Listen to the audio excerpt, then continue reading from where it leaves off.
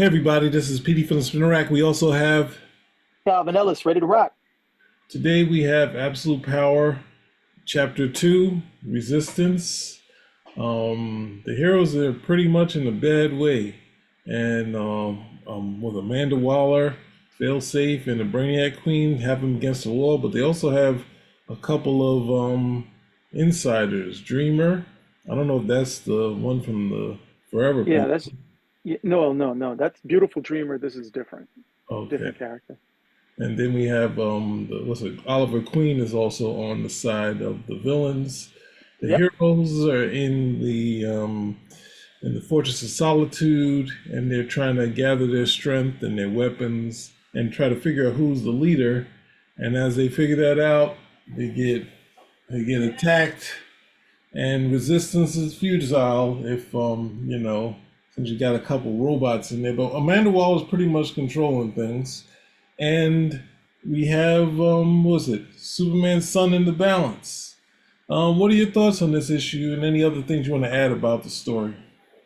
It didn't resonate a lot with me because I thought I hadn't read it because I asked you if you could send me it so I could read it so we can get ready for the show. And then when I got into a couple of pages, I was like, oh, I read this already. So it's just not really clicking with me in a major way. I think I'm more that plugged into it in terms of I need to read this because I want to see how this is going to tie into some later events.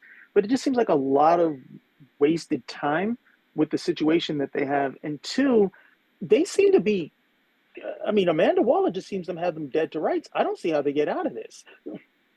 Usually, you have to have at least like something that hasn't been optioned already, something in reserve, and everything's gone. You don't have a Bat Cave. You don't have a Fortress of Solitude. You don't have a leader. Nobody has powers. So it was like, okay, if the whole idea was to really make this one seem like, all right, this one's for all the marbles, all right, it really does seem like that. But they literally already have all the marbles. So how do you get out of this? Yeah, I mean, I think one of the bad parts is the struggle for leadership. That Superman, was that was Superman pulling stupid. out his hair, and then Batman and Mister Terrific trying to figure it out, and then Nightwing takes the mantle. And Oh, don't go light on that. That was terrible. That sequence right there. I'm They were just trying saying to what they weren't happened. trying to they weren't trying to figure anything out. These guys over there getting ready to have a pissing match in spite of what was going on. It was like that was an out of character moment, if anything. Well, I mean, I said They were. bad. You said they tried to. You said they tried to. They tried to figure it out. They weren't trying to figure anything Oh, out. I started it when they were. Well, I started with saying they had a bad sequence where we had Superman pulling out his hair, a Batman and what's the name trying to figure it out, and then Nightwing takes the mantle, and that's my boy. Just one of those. That was it. Late '90s DC moments where the It was legacy dumb. continues. The legacy continues. You're in a Nightwing gets room the with channel. Batman. You're in a room with Batman, Superman, Nightwing, Mr. Terrific. And I'm supposed to believe that these guys, maybe Batman, at the end of the day, but the rest of these guys have their egos are that thick. Well, Superman didn't even get a chance to get into it because Batman decided he was going to come over, and show how far that he could sling some piss.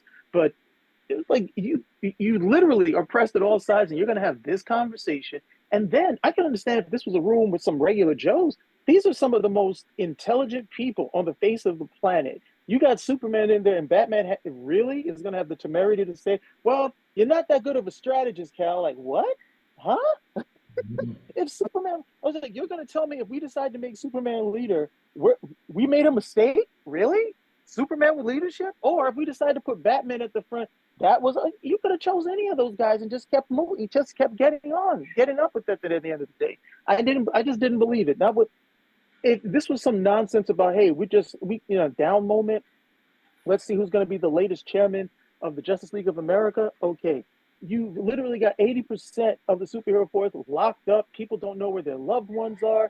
And this is the conversation you guys are having? It was really, really bad. That was really out of character. The only thing worse than that is Ollie being this good. I haven't seen this much treachery since Nancy Pelosi and Joe Biden. It was like what the heck happened, Ollie? And then I'm like, well, how, you can't come back from this either. This is a problem I've seen what they want to do with modern comics. They want them to have, or we want to have life altering consequences. Okay, but once you have life altering consequences, there's no reason for Ollie to ever come back after this. That's some real. I mean, this is treachery to say the least.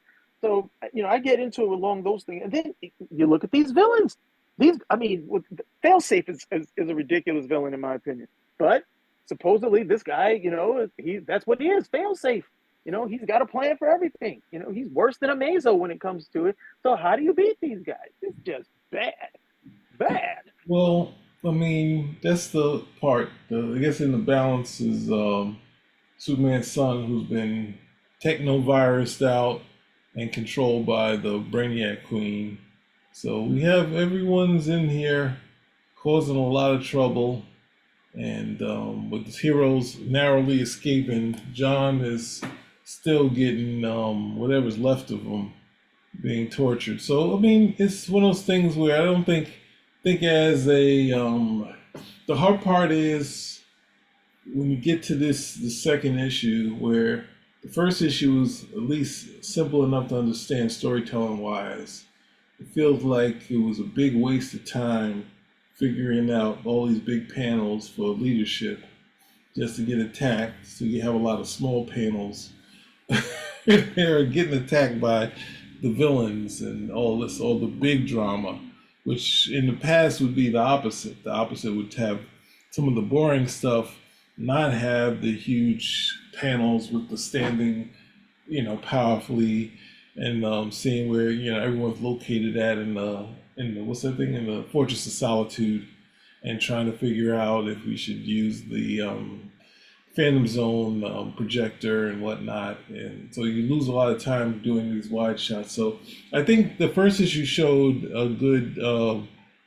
It's kind of tough doing stories with a lot of characters, and you kind of run out of space and time to do things to have story.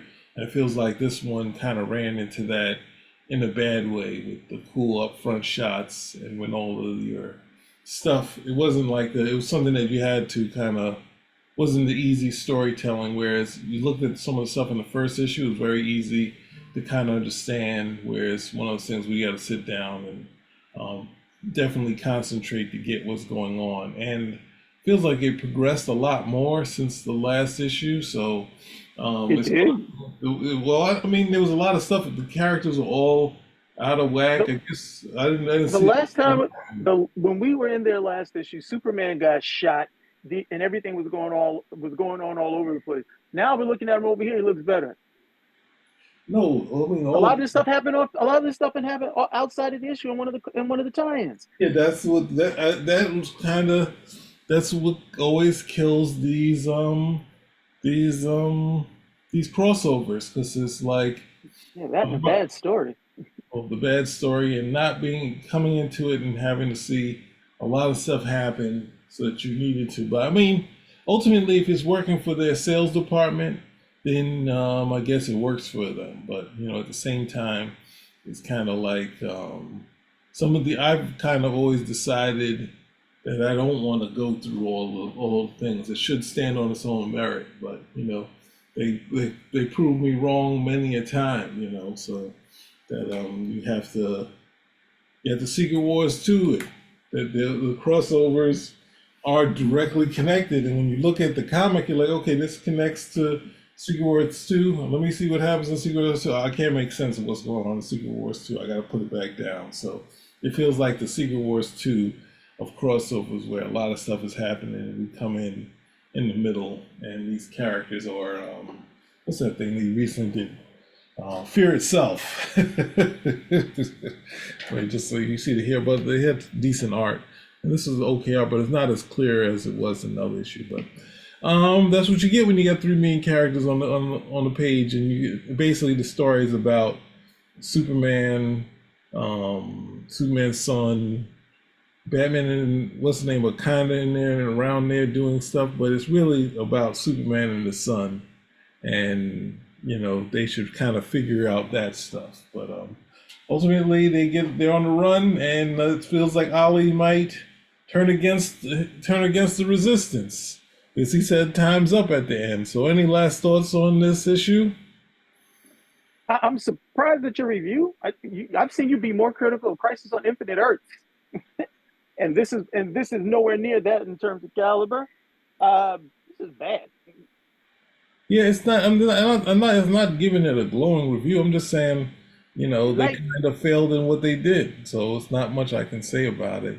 The no, look, hard part I'm with setting. Crisis, I would expect a lot. I expected a lot more, and what they were trying to do, and they did a very successful start, and then over time, it was kind of like, you know, this thing where we would that people rarely reference, but it was still had this reverence. They really didn't respect it as something that was changing the future of DC. So it was kind of something that was tougher because some of the other ones I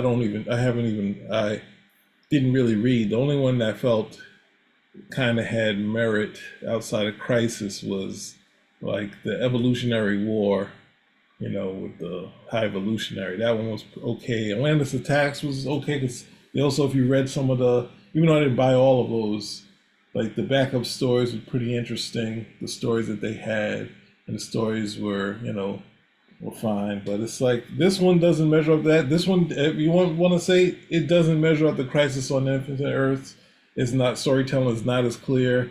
It's just kind of hard to. The sad part being Mark Wade, where you had him do all this stuff with Sam Neill, which is very clear, concise storytelling, and it's just like, hey, we're just in it for the money, man. And not to say it's wrong to be in it for the money, but it's like we don't care if the kids don't understand what's going on from panel to panel, and wasting our time on this sequence of them arguing. So uh, it's kind of much with the art and the art being as decent as it was issue one. It's also a sad thing, because I only can liken it. I can't remember the artist's name. I can't know how to. I don't know how to pronounce his name. I can see it in my head when Nightwing was covering for Batman in the Justice League, and he has this new ragtag team of heroes to cover for the Justice League, and it was a very clean, concise kind of storytelling, and heroic type of thing. So this feels like you had the artist, you had the writer, and they just didn't do it. For me at least. Any last thoughts? No, time to get out of here. Spinner Rack is We're out. out.